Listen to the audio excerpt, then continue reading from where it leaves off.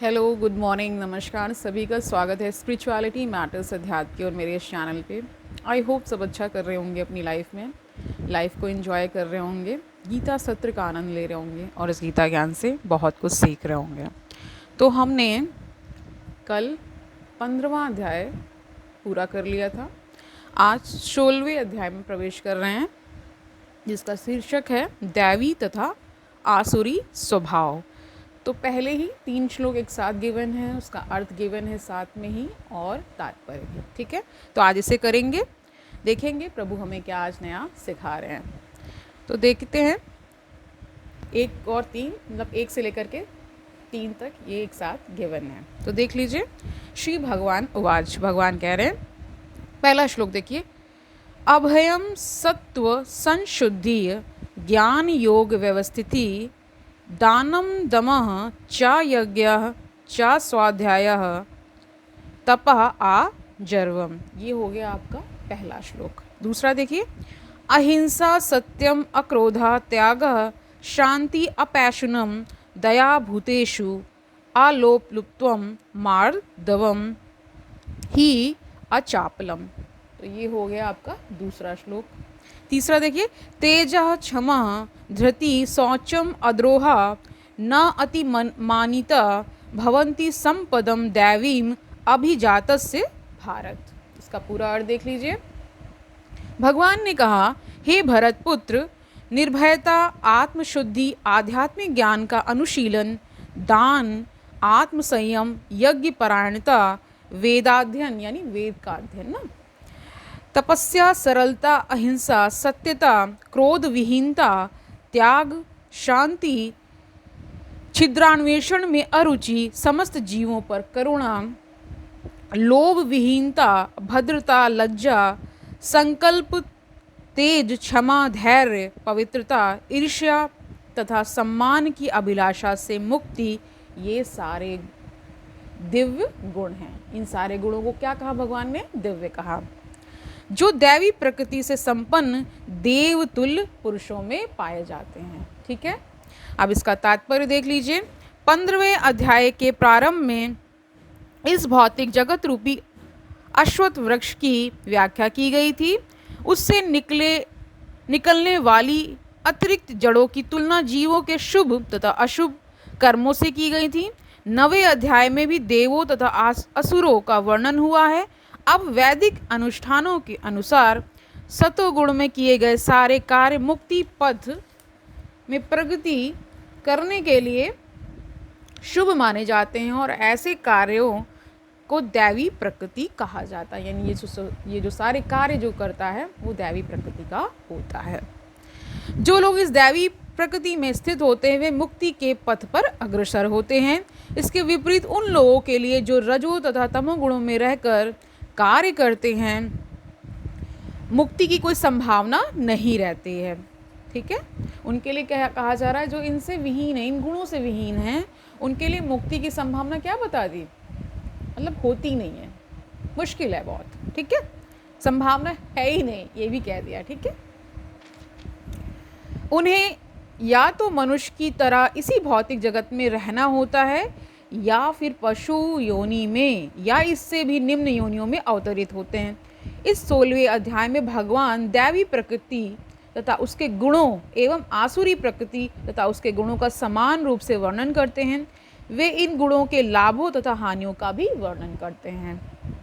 दिव्य गुणों या दैवी प्रवृत्तियों से युक्त उत्पन्न व्यक्ति के प्रसंग में प्रयुक्त अभिजात से शब्द बहुत सारगर्भित है। सारगर्भित का अर्थ होता है उसमें बहुत गूढ़ रहस्य छुपा हुआ है ना, उसमें बहुत अर्थ है, एक तरह से ना बहुत महत्व का है। दैवी परिवेश में संतान उत्पन्न करने को वैदिक शास्त्रों में गर्भाधान संस्कार कहा गया है। यदि माता पिता चाहते हैं कि दिव्य गुणों से युक्त संतान उत्पन्न हो तो उन्हें सामाजिक जीवन में मनुष्यों के लिए बताए गए 10 नियमों का पालन करना चाहिए। भगवद गीता में हम पहले ही पढ़ चुके हैं कि अच्छी संतान उत्पन्न करने के निमित्त मैथुन जीवन साक्षात कृष्ण है। मैथुन जीवन गर्हित नहीं है यदि इसका कृष्ण भावनामृत में प्रयोग किया जाए। यानी इसमें साफ साफ कह दिया गया यदि आप मर्यादित ढंग से अपने गृहस्थ जीवन का निर्वाह कर रहे हैं तो उसे भी भगवान से जोड़ दिया गया है। ठीक है, ओके। इसीलिए कह रहे हैं कि ये जो मैथुन जीवन है गर्हित नहीं है, और यदि ये कृष्ण भावनामृत में प्रयोग किया जाए, जो लोग कृष्ण भावनामृत में हैं कम से कम उन्हें तो कुत्ते बिल्लियों की तरह संतानें उत्पन्न नहीं करनी चाहिए। उन्हें ऐसी संतानें उत्पन्न करनी चाहिए जो जन्म लेने के पश्चात कृष्ण भावना भावित हो सके। कृष्ण भावना भावित कह रहे कृष्ण भावना भावित हो सके। कृष्ण भावनामृत में तल्लीन माता पिता से उत्पन्न संतानों को इतना लाभ तो मिलना ही चाहिए। वर्णाश्रम धर्म नामक सामाजिक संस्था है जो समाज को सामाजिक जीवन के 4 विभागों एवं काम धंधों अथवा वर्णों के 4 विभागों में विभाजित करती है। मानव समाज को जन्म के अनुसार विभाजित करने के उद्देश्य से नहीं, यानी जन्म के अनुसार कुछ भी नहीं है, सब क्या है, कर्मों से है। ओके, ऐसा विभाजन शैक्षिक योग्यताओं के आधार पर किया जाता है। ये विभाजन समाज में शांति तथा संपन्नता बनाए रखने के लिए है। यहाँ पर जिन गुणों का उल्लेख हुआ है उन्हें दिव्य कहा गया है, और ये आध्यात्मिक ज्ञान में प्रगति करने वाले व्यक्तियों के निमित्त है, जिससे वे भौतिक जगत से मुक्त हो सकें। तो साफ साफ कह दिया गया है कि जो आपका विभाजन है ये कर्मों के अनुसार होता है। अगर आप जिस प्रकार का भी कर्म करते हैं फिर उसी श्रेणी में उसमें आ जाते हैं। ठीक है, समझ पा रहे होंगे। ओके, आगे देखिए अब क्या कह रहे हैं कि ये विभाजन समाज में शांति तथा संपन्नता बनाए रखने के लिए है। यहाँ पर जिन गुणों का उल्लेख हुआ है उन्हें दिव्य कहा गया है। जितने भी गुण बताए गए हैं इस श्लोकों में, 3 श्लोकों के माध्यम से। ठीक है, और वे आध्यात्मिक ज्ञान में प्रगति करने वाले व्यक्तियों के निमित्त हैं, जिनसे वे भौतिक जगत से मुक्त हो सकें। वर्णाश्रम संस्था में सन्यासी को समस्त सामाजिक वर्णों तथा आश्रमों में प्रधान या गुरु माना जाता है।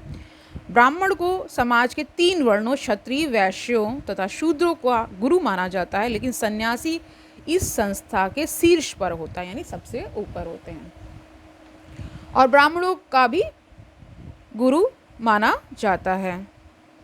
ठीक है, सन्यासी की पहली योग्यता निर्भयता होनी चाहिए, क्योंकि सन्यासी को किसी सहायक के बिना एकाकी रहना होता है। अतः भगवान की कृपा ही उसका एकमात्र आश्रय होता है, यानी भगवान की कृपा से ही ये सन्यासी जन जीते हैं, उन्हीं की कृपा में रहते हैं। भगवान ही उनका लालना और पालना करते हैं।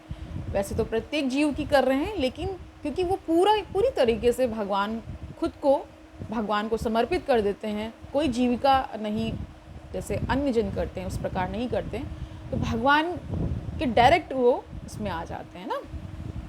मतलब वो कह देते हैं कि भगवान आप ही हैं और आप ही जो करें वही सबसे सटीक है, सबसे ठीक है। मतलब पूरी तरह से उन पर ही आश्रित हो जाते हैं, इसीलिए उन पर विशेष कृपा होती है। जैसे हम सब तो अन्य कार्यों में भी व्यस्त होते हैं, लेकिन जो सन्यासी जन निरंतर भगवान के चिंतन में, निरंतर उनकी आराधना में, निरंतर उनके ध्यान में मग्न रहते हैं ना, इसलिए क्या होता है जब आप बहुत समय तक वैसी स्थिति उनकी आ जाती है ना कि भगवान को ही पूरा समर्पित हो जाते हैं ना। यही बताया जा रहा है यहाँ पे भी। कह रहे हैं कि पहली योग्यता सन्यासी की क्या बता दी, निर्भयता होनी चाहिए, निर्भय होना चाहिए। ठीक है, चूँकि सन्यासी को किसी सहायक के बिना एकाकी रहना होता है, वो एकाकी जीवन व्यतीत करते हैं, है ना, संसार के संसर्ग में नहीं आते हैं, बहुत कम मतलब रखते हैं इस संसार से ना, इसलिए कहा गया। अतः भगवान की कृपा ही उसका एकमात्र आश्रय होता है। जो यह सोचता है कि सारे संबंध तोड़ लेने के बाद मेरी रक्षा कौन करेगा, तो उसे संन्यास आश्रम स्वीकार नहीं करना चाहिए। उसे यह पूर्ण विश्वास होना चाहिए कि कृष्ण या अंतर्यामी स्वरूप परमात्मा सदैव अंतर में रहते हैं, यानी कि अंदर रहते हैं ना, हृदय में रहते हैं। ठीक है, वे सब कुछ देखते रहते हैं और जानते हैं कि कोई क्या करना चाहता है। तो यानी मैंने पहले भी बताया भगवान सब कुछ जानते हैं, सर्वज्ञ हैं। आप अभी जैसे नवरात्रि चल रही है तो माता रानी के विभिन्न स्वरूपों का एक कोई ना कोई उनका दिन होता है माता रानी का। ठीक है, तो हर एक दिन जो 9 दिन बनाए गए हैं उनके 9 रूपों की आराधना होती, उपासना होती। बहुत सारे लोग व्रत करते हैं और मतलब एक तरह से भक्तिमय वातावरण आजकल देखने को मिल रहा है। कोई मांस मदिरा ये सब का सेवन नहीं कर रहा है। कुछ जगहों की उनकी अपनी पद्धति है उसको मनाने का, कहीं कुछ है कहीं कुछ है, लेकिन जो यहाँ नॉर्थ इंडिया के लोग हैं वो ऐसा मानते हैं, ठीक है। इस शुद्ध और अच्छा जो सात्विक भोजन है वो कर रहे हैं लोग, व्रत उपासना कर रहे हैं, कुछ ना कुछ अपने मन में लेकर चल रहे हैं कि ये पूर्ति होनी चाहिए। तो मैं ये कहती हूँ कि भगवान तो सर्वज्ञ, वो आपके हृदय में बैठे हुए हैं, वो सब जान रहे हैं आपको क्या चाहिए क्या नहीं चाहिए, ठीक है।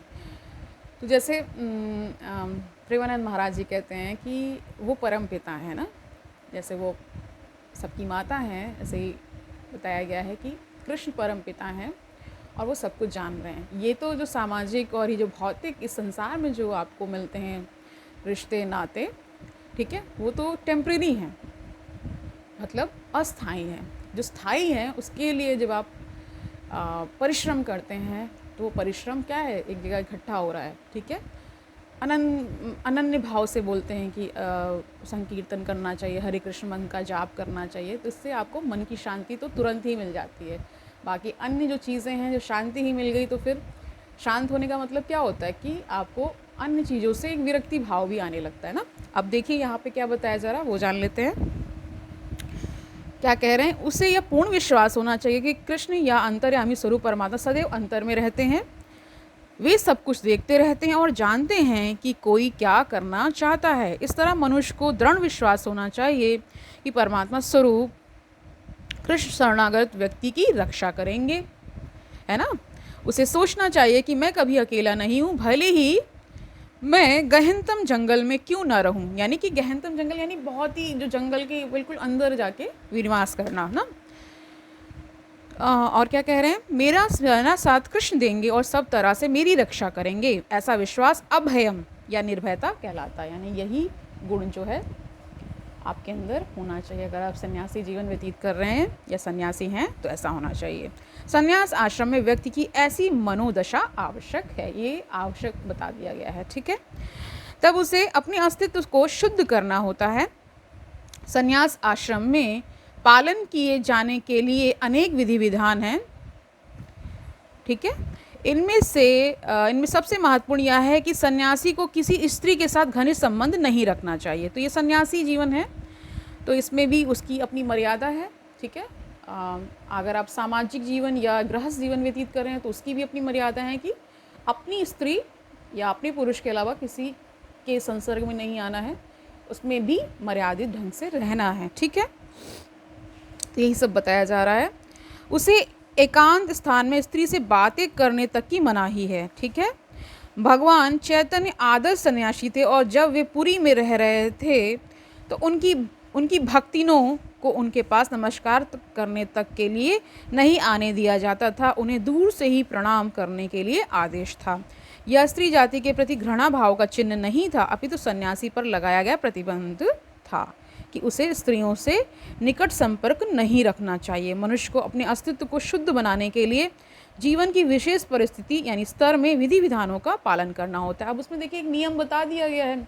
ऐसा क्यों किया गया, क्योंकि ये कहा जाता है ये जो काम वासना है बहुत ही प्रबल होती है, तो इसीलिए ये सब चीज़ों की सन्यासी जीवन में मनाही है। और ये भी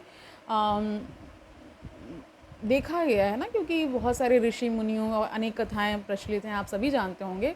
इसीलिए उसमें एक जैसे बहुत सारे नियम बनाए गए, उसमें प्रथम नियम ये भी रखा गया। एक तरह से उनमें से बहुत सारे नियमों में एक नियम ये भी है कि आपको एकांत में किसी स्त्री से कोई भी चर्चा, कोई वार्तालाप नहीं करनी है, कोई भी ऐसा कार्य नहीं करना है जो कि उन नियमों के विपरीत जाए, ठीक है। समझ पा रहे होंगे। ओके, आगे देखिए। सन्यासी के लिए स्त्रियों के साथ घनिष्ठ संबंध तथा इंद्रिय तृप्ति के लिए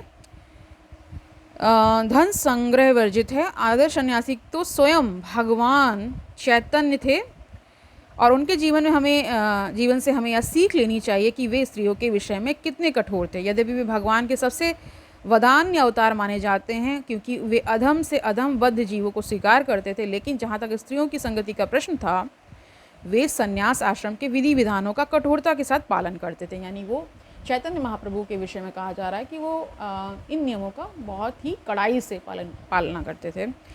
उनकी एक उनका एक निजी पार्षद छोटा हरिदास अन्य पार्षदों के सहित उनके साथ निरंतर रहा, लेकिन किसी कारणवश उसने एक तरुणी को कामुक दृष्टि से देखा। भगवान चैतन्य इतने कठोर थे कि उन्होंने उसे अपने पार्षदों की संगति से तुरंत बाहर निकाल दिया।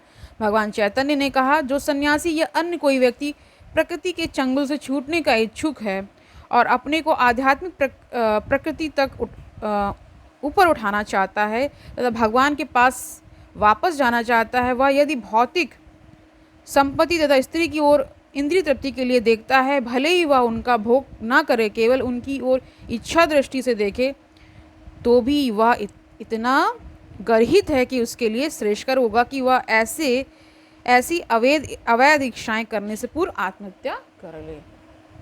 इस तरह की यानी इस तरह शुद्धि की ये विधियां हैं। तो इसमें साफ साफ कह दिया गया है, अगर आपको सांसारिक जीवन व्यतीत करना है तो आप फिर गृहस्थ में आ जाइए, आप सन्यासी बने ही ना, ठीक है। क्योंकि अगर बन रहे हैं तो फिर अंदर से मजबूती होनी चाहिए, अपने अंदर संयम होना चाहिए ना, ये सारी बातें बता दी हैं।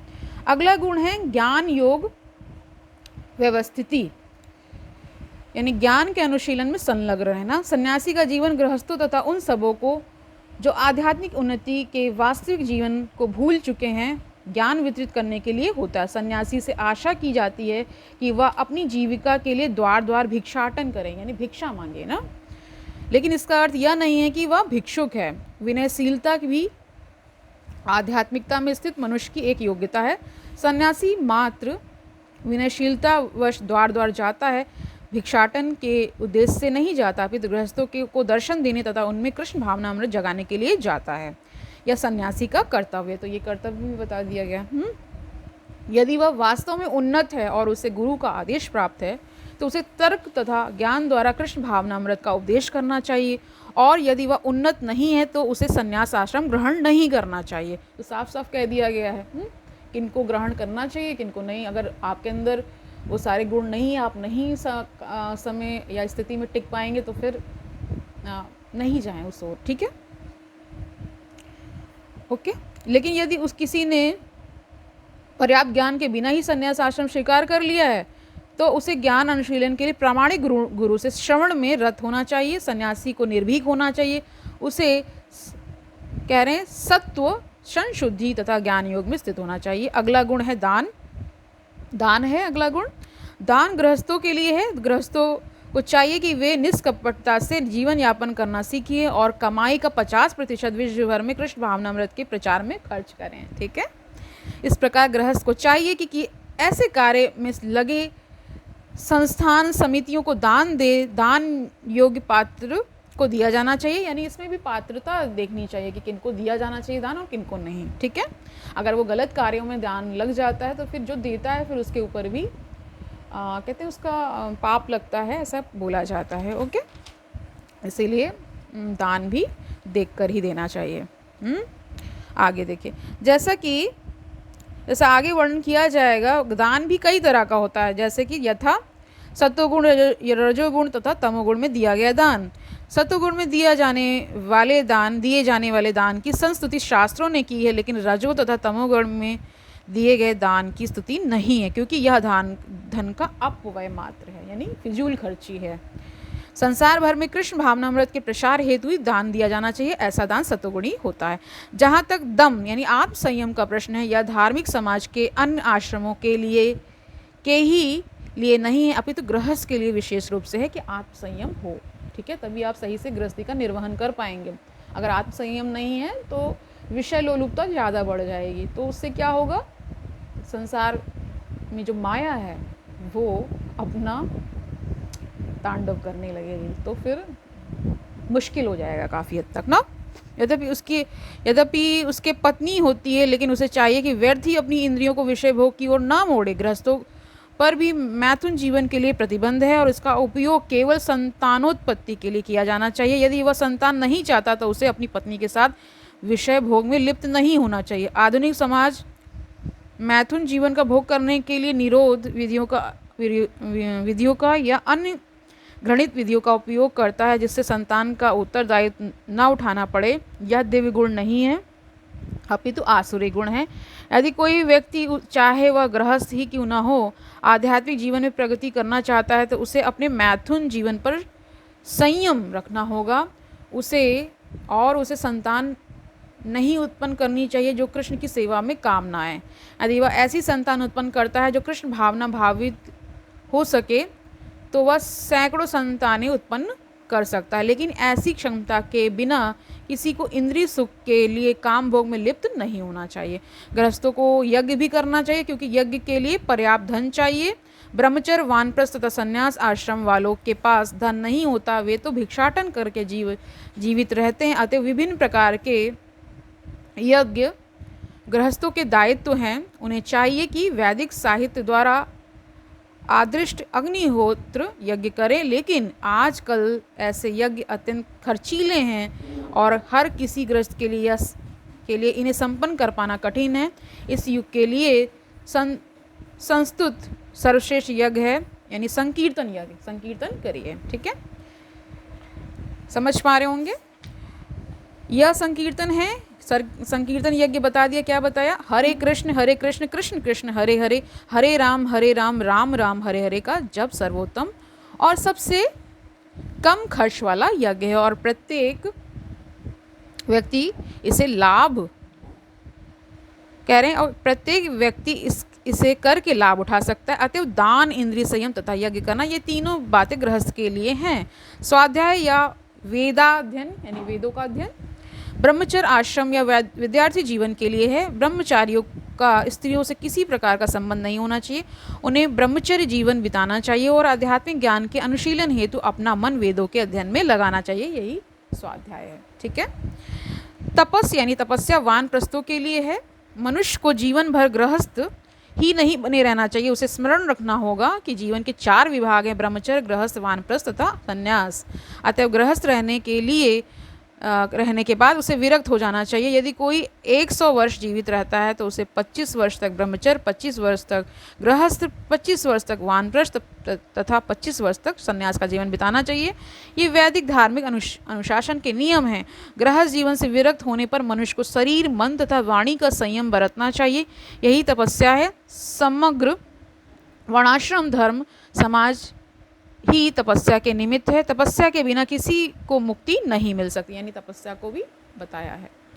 इस सिद्धांत की संस्तुति ना तो वैदिक साहित्य में की गई है ना भगवद गीता में कि जीवन में तपस्या की आवश्यकता नहीं है और कोई कल्पनात्मक चिंतन करता रहे तो सब कुछ ठीक हो जाएगा। ऐसे सिद्धांत तो उन दिखावटी आध्यात्मवादियों द्वारा बनाए जाते हैं जो अधिक से अधिक अनुयायी बनाना चाहते हैं। यदि प्रतिबंध हो, विधि विधान हो तो लोग इस प्रकार आकर्षित ना हो। अतएव जो लोग धर्म के नाम पर अनुयायी चाहते हैं वे केवल दिखावा करते हैं। वे अपने विद्यार्थियों के जीवनों पर कोई प्रतिबंध नहीं लगाते और ना ही अपने जीवन पर, लेकिन वेदों में ऐसी विधि को स्वीकृति प्रदान नहीं की गई। यानी ये भी कहा गया है कि नियम बहुत कड़े हैं, उनका पालना होना चाहिए, तभी ये सिद्ध होगा। ओके। जहाँ तक ब्राह्मणों की सरलता यानी आजर्वम का संबंध है, इसका पालन न केवल किसी एक आश्रम में किया जाना चाहिए अपितु चारों आश्रमों के प्रत्येक सदस्य को करना चाहिए, चाहे वह ब्रह्मचर्य, गृहस्थ, वानप्रस्थ अथवा संन्यास आश्रम के में हो। मनुष्य को अत्यंत सरल तथा सीधा होना चाहिए। अहिंसा का अर्थ है किसी जीव के प्रगतिशील जीवन को न रोकना। किसी को यह नहीं सोचना चाहिए क्योंकि शरीर के वध किए जाने के बाद भी आत्मा स्फुलिंग नहीं मरता, इसलिए इंद्रिय तृप्ति के लिए पशुवध करने में कोई हानि नहीं है। प्रचुर अन्न, फल तथा दुग्ध की पूर्ति होते हुए भी आजकल लोगों में पशुओं का मांस खाने की लत पड़ी हुई है, लेकिन पशुओं के वध की कोई आवश्यकता नहीं है। यह आदेश हर एक के लिए है, यानी पशुवध को वर्जित बताया है। आपको मांस आदि नहीं ग्रहण करना चाहिए। जब कोई विकल्प ना रहे तभी पशुवध किया जाए, लेकिन इसकी यज्ञ में बलि की जाए।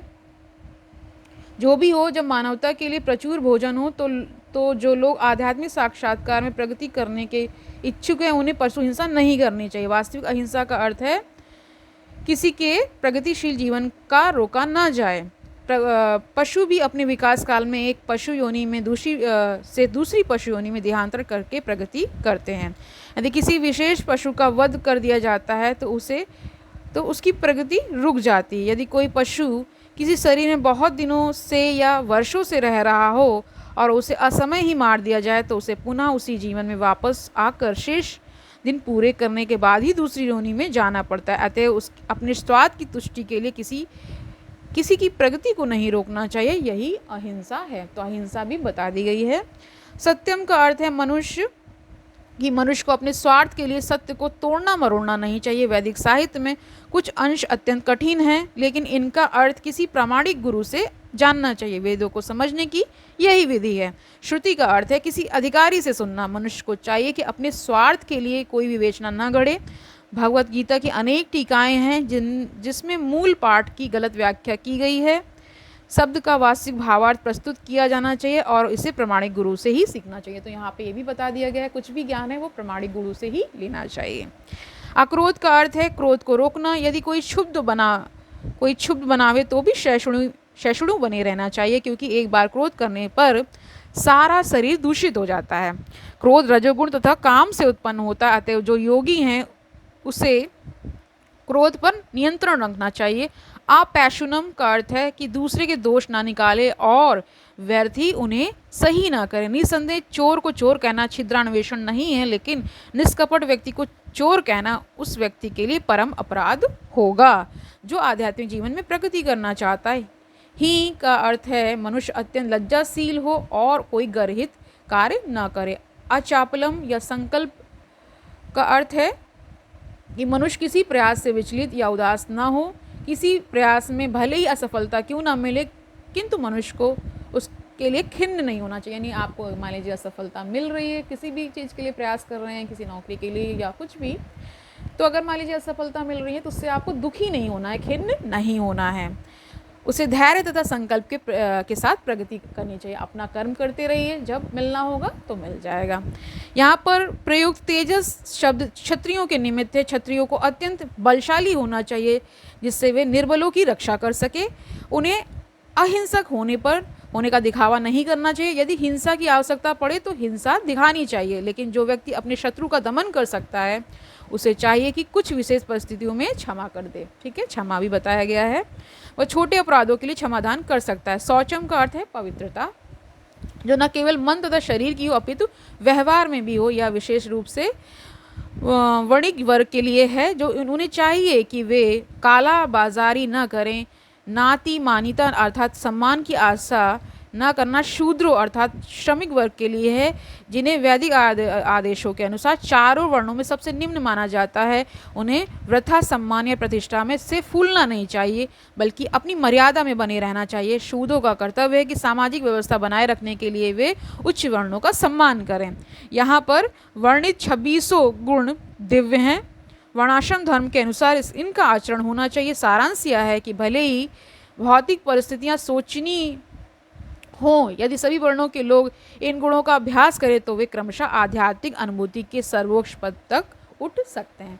तो आज के लिए इतना ही। बहुत ही लंबा सेशन था, लेकिन ये सब जानना भी आवश्यक है कि किन किन गुणों को आपको अपने अंदर लाना है। ठीक है, अगर इस आध्यात्मिक मार्ग पर आप चल रहे हैं तो इन गुणों को अपने अंदर धीरे धीरे ही विकसित करना है, अच्छे विचारों से, ठीक है, अच्छे कार्यों से। जब आप ऐसा करेंगे तो निश्चित ही ये जीवन भी आप बहुत ही सुंदर, बहुत ही सुखमय होता जाएगा। ठीक है, दुख आएगा तो भी दुख जैसा महसूस नहीं होगा। ठीक है, तो आज के लिए इतना ही रखते हैं, कल मिलते हैं। तब तक आनंद से रहिए, सुखपूर्वक अपना जीवन व्यतीत करिए, दूसरों को सुखी करिए, इस जीवन को सफल बनाइए। सफलता क्या है? जहाँ पे आप ऐसे ग्रंथों का अध्ययन कर रहे हैं, अच्छे विचारों को ग्रहण कर रहे हैं, अपने आचार व्यवहार से जहाँ भी हैं वहाँ क्या सुगंध फैला रहे हैं, अपनी वाइब्रेशन से सबको खुश मतलब एक तरह से सबको आनंदित कर रहे हैं। ठीक है, कल मिलते हैं, तब तक के लिए हरिओम तत्सत।